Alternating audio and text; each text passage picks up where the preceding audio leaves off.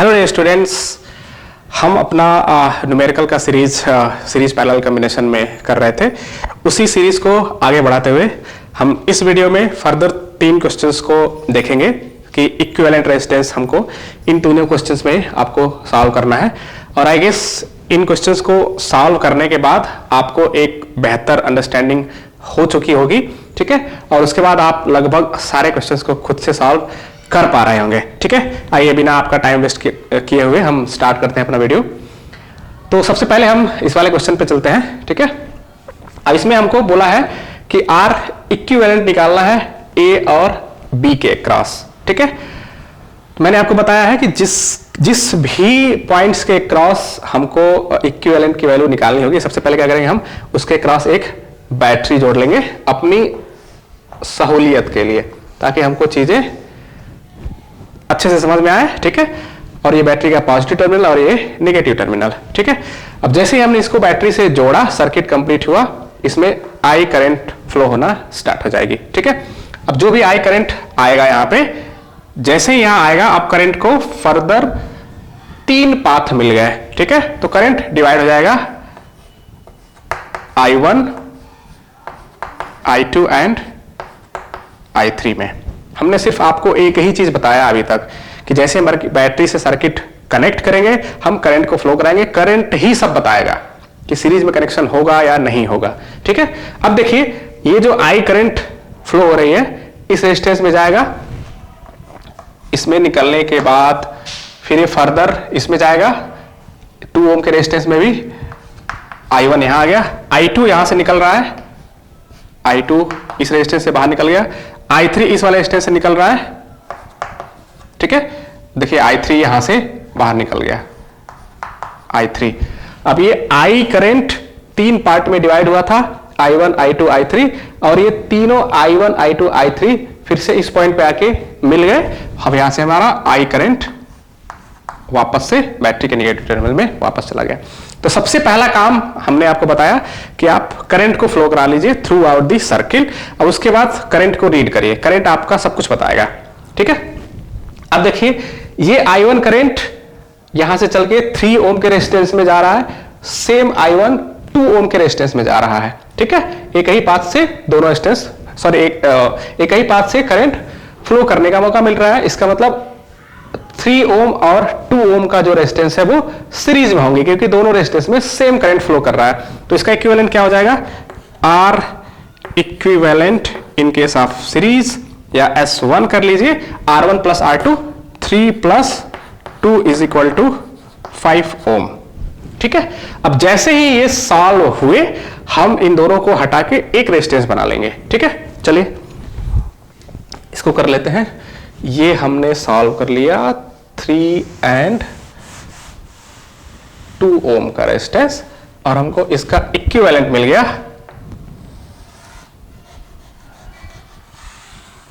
कितने ओम का, 5 ओम का।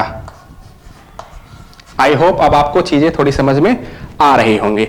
अब जैसे ही ये आई करंट आएगा, अब इसको अभी भी 3 रास्ते मिल रहे हैं, ठीक है। I1,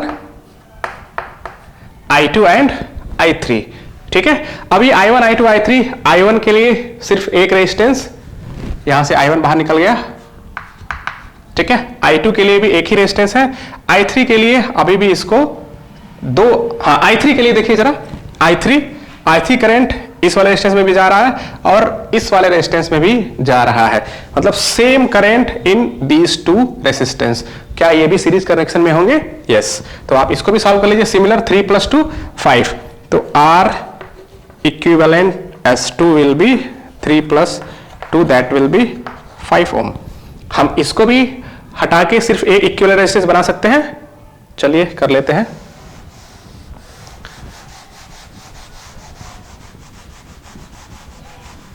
ठीक है, ये हो गया हमारा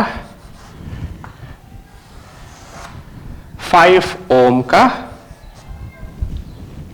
रेजिस्टेंस, इक्विवेलेंट रेजिस्टेंस।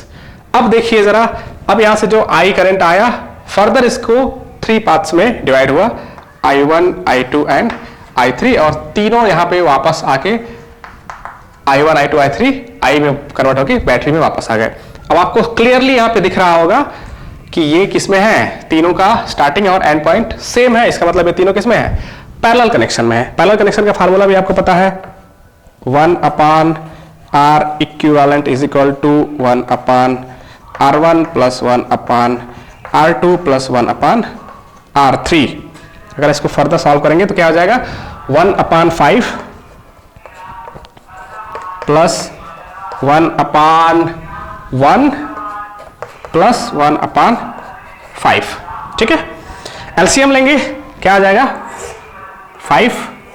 ठीक है, 1 plus 5 plus 1 that will be 7/5। ये आ गया आपका 1/R इक्विवेलेंट। तो R इक्विवेलेंट की वैल्यू क्या हो जाएगी यहां से, R इक्विवेलेंट विल बी 5/7।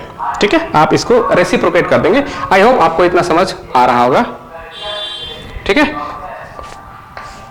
5/7 ओम कितना आ जाएगा आपका, 0.71 समथिंग ओम आना चाहिए। आई होप आपको इतना पता होगा। ठीक है, ये R इक्विवेलेंट की वैल्यू आ गई, ये हमारा आंसर। आई होप आपको समझ आया होगा। ठीक है, चलिए क्विकली हम नेक्स्ट क्वेश्चन को सॉल्व कर लेते हैं। सेकेंड क्वेश्चन को हम इसको हटा रहे हैं ताकि हमारे पास कुछ स्पेस रहे।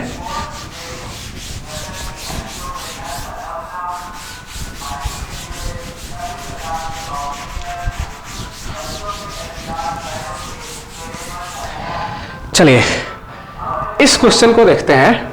ठीक है, इसमें भी हमको R इक्विवेलेंट निकालना है A और B के क्रॉस। ठीक है, अब देखिए मैंने आपको बताया, आप क्या करेंगे, जिस भी पॉइंट के क्रॉस रेजिस्टेंस निकालना है सबसे पहले उसको आप बैटरी से कनेक्ट कर देंगे।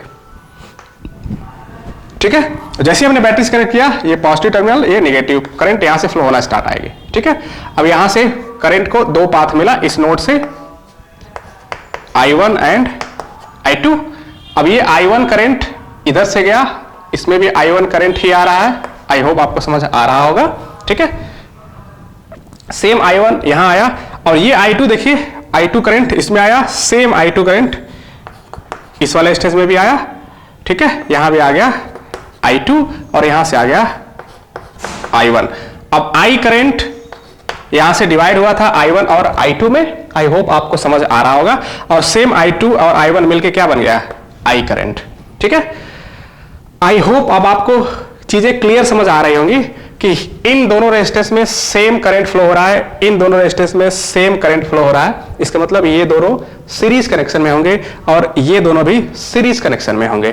ठीक है, अगर आप चाहें तो इसको फर्दर सिंप्लीफाई करना चाहें या सिंपल सर्किट इसका बनाना चाहें वो भी कर लेंगे। ठीक है, पहले हम इसको सॉल्व भी कर लेते हैं। ठीक है, तो अगर आप देखेंगे तो दोनों 4 एंड 8 ओम का रेजिस्टेंस है जो सीरीज कनेक्शन में है। इसका मतलब ये दोनों क्या हो जाएंगे, 8 plus R equivalent in series, in that case 4 plus 8 that will be 12 ohm। ठीक है, आई होप आपको समझ आ रहा होगा। तो हम क्या करेंगे, इन दोनों को चाहे तो हटा के एक 12 ओम का रेजिस्टेंस बना लेंगे, इन दोनों को हटा के भी हम एक 12 ओम का रेजिस्टेंस बना सकते हैं। ठीक है, चलिए कर लेते हैं।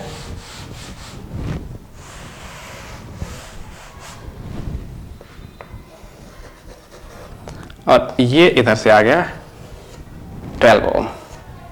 ठीक है, आई होप आपको समझ आ रहा होगा कि ये दोनों रेजिस्टेंस आप क्लियरली लिखेंगे, R equivalent in get series 2s2 4 plus 8 that is 12 ohm. आप शॉर्टकट नहीं अप्लाई करेंगे जो मैं कर रहा हूं। ठीक है, अब देखिए आपको दिख रहा होगा कि बैटरी का ये जो पॉजिटिव टर्मिनल है इससे further I current I1 I2 में डिवाइड हो रही है। ठीक है, और ये इसका नेगेटिव टर्मिनल है, ये I1 I2 फर्दर आके मिलके I बन जा रही है। व्हाट इट मींस, सिंपली देखिए दोनों के स्टार्टिंग और एंड पॉइंट दोनों रेजिस्टेंस का सेम है। इसका मतलब ये दोनों पैरेलल में है और अगर पैरेलल में होंगे तो R equivalent in case of parallel और दो के रहेंगे तो हमको पता है R1 into R2 divided by R1 plus R2, so it will become 12 multiply by 12 divided by 12 plus 12, ये हो जाएगा आपका 12 मल्टीप्लाई बाई 12 डिवाइडेड बाई 24। 24 को आप लिख सकते हैं 2 इंटू 12 से 12 cancel, 2 6 जा, then the value of R equivalent will be 6 ohm. I hope आपको ये समझ आया होगा, ठीक है। चलिए हम थर्ड क्वेश्चन को देख लेते हैं क्विकली, ठीक है। अब इसमें आपको R resistance, equivalent resistance AB point के अक्रॉस निकालना है, उसके साथ साथ C और D पॉइंट के भी अक्रॉस निकालना है। सबसे पहले हम R AB के अक्रॉस निकालने की कोशिश करते हैं, ठीक है। क्या करेंगे हम, एक सबसे पहले बैटरी लगाएंगे। अब ये क्वेश्चन थोड़ा सा इंटरेस्टिंग होने वाला है, ठीक है, तो आप इसको जरा ध्यान से देखिएगा, ठीक है। और ये बैटरी का पॉजिटिव टर्मिनल, ये नेगेटिव टर्मिनल। जैसे ही हमने बैटरी से इसको जोड़ा, आई करंट फ्लो होगी, ठीक है। अब आई करंट यहां आने के बाद इसको तीन रास्ते मिल रहे हैं, इधर, इधर और इधर। इधर जाएगा I1, इधर गया I2 और इधर कोई करंट नहीं जाएगा, इधर कोई करंट नहीं जाएगा। अब आप बोलेंगे सर क्यों, इधर करंट क्यों नहीं जाएगा? तो इधर करंट इसलिए नहीं जाएगा क्योंकि ये वाली जो रेजिस्टेंस है ये एक क्लोज सर्किट नहीं बना रही है, और अगर क्लोज सर्किट नहीं बनाएगा तो इसमें कोई भी करंट फ्लो नहीं होगा। In that case we will not consider this resistance in this case when we are calculating the R equivalent across AB। आगे देखते हैं। अब यहाँ पे I1 करंट 3 ओम का रेजिस्टेंस में गया। अब देखिए सेम I1 इधर जा रहा होगा, I1 इस वाले रेजिस्टेंस में भी आ रहा है, ठीक है। आई होप आपको समझ आ रहा होगा। और यहां आने के बाद I1 वापस से, अब I1 यहां से देखिए I3 आ रहा है, ठीक है। सॉरी दिस इज I2, ठीक है। सेम I2 इधर आ गया।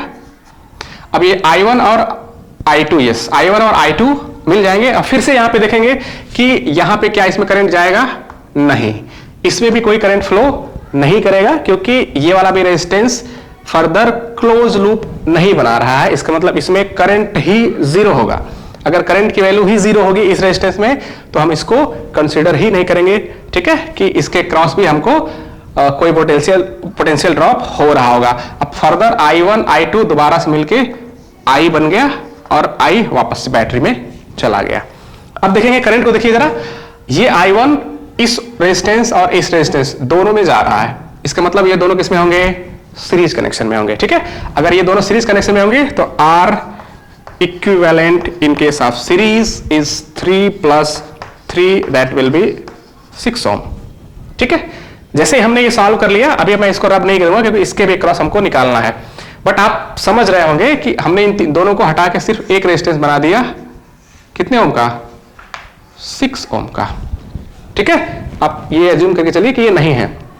अब देखिए आपको अभी दिख रहा होगा, अब इसमें भी सिर्फ I1 करंट जा रही होगी, ठीक है। I1 यहां से जाके वापस चली जाएगी और इसमें I2 जा रही है, और दोनों के स्टार्टिंग पॉइंट सेम है, एंड पॉइंट भी सेम है। इसका मतलब क्या कि ये दोनों रेजिस्टेंस किसमें कनेक्टेड है, पैरेलल में कनेक्टेड है। और हम ऑलरेडी देख चुके हैं कि इन दोनों रेजिस्टेंस में करंट ही फ्लो नहीं करेगा। अगर करंट नहीं जाएगा तो इसके क्रॉस कोई रेजिस्टेंस भी हम कंसीडर नहीं करेंगे इस केस में, जब हम A और B के क्रॉस R इक्विवेलेंट निकाल रहे हैं, ठीक है। हमको ये दोनों किस में मिले, पैरेलल के केस में, R equivalent in case of parallel, and when two resistors are connected in parallel, in that case we know already the formula R1 into R2 divided by R1 plus R2 क्या हो जाएगा, 6 multiply by 3 divided by 6 plus 3, ठीक है। I hope आप समझ रहे होंगे। This will become 18 and this will become 9, so 2 ohm। तो हमारे पास आ गया R AB, A और B के क्रॉस इक्विवेलेंट रेजिस्टेंस कितना आ गया, 2 ओम। पहला आंसर हमारे पास आ गया है। अब हमको निकालना है इक्विवेलेंट रेजिस्टेंस किसके क्रॉस, C और D के क्रॉस, ठीक है। तो C और D के क्रॉस निकालने के लिए हमको सबसे पहले इसको रब करना है, क्योंकि हमको अब बैटरी लगानी है कहां पे, C और D के क्रॉस। आई होप आप समझ रहे होंगे, ठीक है। चलिए अब हमको निकालनी है इसके क्रॉस, तो हम क्या करेंगे, इसके क्रॉस बैटरी लगाएंगे। ठीक है, आई होप आप समझ पा रहे होंगे। This will be your positive terminal, this is your negative terminal. Current को हम फिर से फ्लो कराते हैं, सब कुछ सेम रहेगा। अब देखिए यहां से आई करंट फ्लो होगी, ठीक है। I current further to part में यहां से डिवाइड हो रही है। सपोज करिए यहां से I1 आया और यहां से I2, ठीक है। अब ये I1 करंट इसमें भी जा रही है और इसमें भी जा रही है। यहां I1 बाहर निकल गई, ये I2 करंट इस वाले रेजिस्टेंस में जा रही है और I1 और I2 मिलके क्या बन जाएंगे, I बन जाएंगे।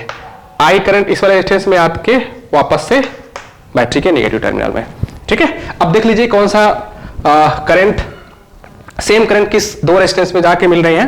तो आप देखेंगे यहां से I1 करंट इस और इस रेजिस्टेंस में जा रहा है, ठीक है। इसका मतलब ये दोनों किस में है, सीरीज कनेक्शन में है। और अगर सीरीज में है तो इसका इक्विवेलेंट 3 + 3 6 ओम, ठीक है।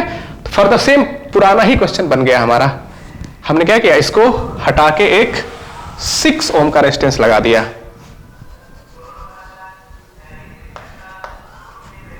ठीक है। सेम क्वेश्चन अब बन गया हमारा। फिर से आई करंट यहां से गई, डिवाइड हो गई I1 एंड I2 में। I1 करंट यहां से बाहर निकल के और I2 करंट यहां से बाहर निकल के फिर से हमारा बन गया I करंट। इसका मतलब यहां पे ये दोनों किसमें मिल गया हमको, पैरेलल कनेक्शन में, क्योंकि करंट की value different. And second things, दोनों का starting point and and point same है। या अगर आप बोले नोड, जहां हमको नोड दिखा, इसका मतलब मैक्सिमम केसेस में वो पैरेलल ही होता है, ठीक है। अब हमको मिल गया 6 और 3 का पैरेलल कनेक्शन। 6 और 3 का पैरेलल कनेक्शन हमने अभी निकाला, इसका इक्विवेलेंट रेजिस्टेंस आता है 2 ओम, ठीक है। तो हमने इसको फर्दर सॉल्व कर लिया, इक्विवेलेंट रेजिस्टेंस हमारा आ गया 2 ओम। मैं सॉल्व नहीं कर रहा हूं, आई होप आपको समझ आ रहा होगा, ठीक है। तो पैरेलल के केस पे हमको मिल गया यहां पे 2 ओम, ठीक है। अब आप देखिए यहां पे जो आई करंट जाएगा इस वाले रेजिस्टेंस में, सेम फर्दर आ गया इस वाले रेजिस्टेंस में सेम आई करंट फ्लो कर रहा होगा, ठीक है।